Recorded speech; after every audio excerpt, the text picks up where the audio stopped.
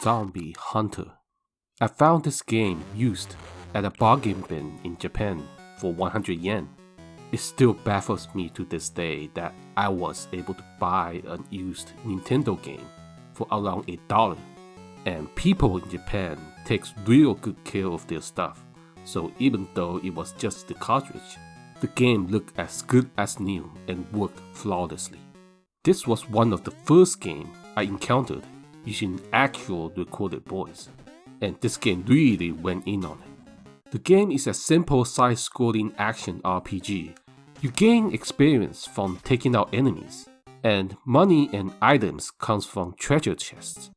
These treasure chests will only appear from the enemy you defeat last.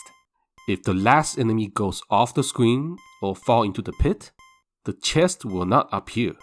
The balance of difficulty in this game is really tight. You can start out fighting easy enemies, and suddenly meet ones way more powerful. You become more powerful by getting shields, armors, and accessories, but you got to equip them to actually count.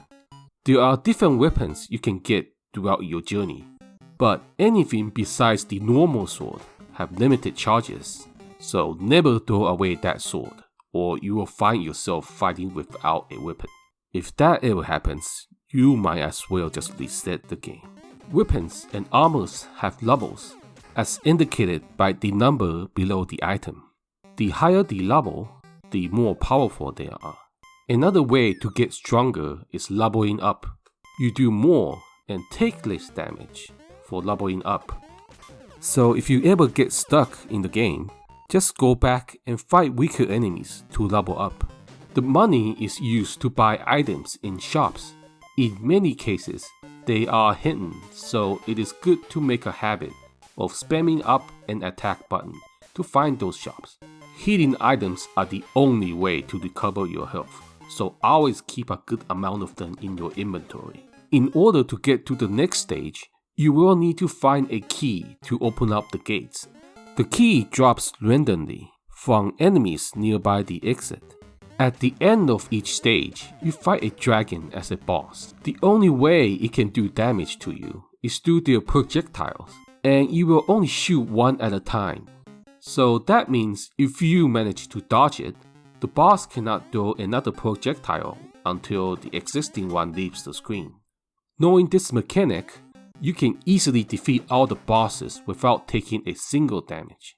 What makes this game interesting is some of the normal enemies you encounter that are actually harder than the final boss. So you will struggle with certain parts and think you're underleveled, so you start grinding. But then once you get to the boss, it goes down in a few hits. When you game over, the game plays a voice clip that basically tells you to get good. But if you game over further down into the stages, the game will actually cheer you up. How nice. Another interesting thing on the game over screen, it shows your playtime on the bottom. With how short this game is, was this game meant to be a speedrun game? Or is it just a replacement for high scores? If that is the case, then it will be quite funny, because the company that made this game is literally called High Score. Either way, I used to play this game frequently when I was in Japan. It brings great memories of one of the best times of my childhood. I hope you enjoy learning about this fun little game. Like this video and subscribe to this channel for more videos like this. I got a few more quirky games from my childhood, so stay tuned.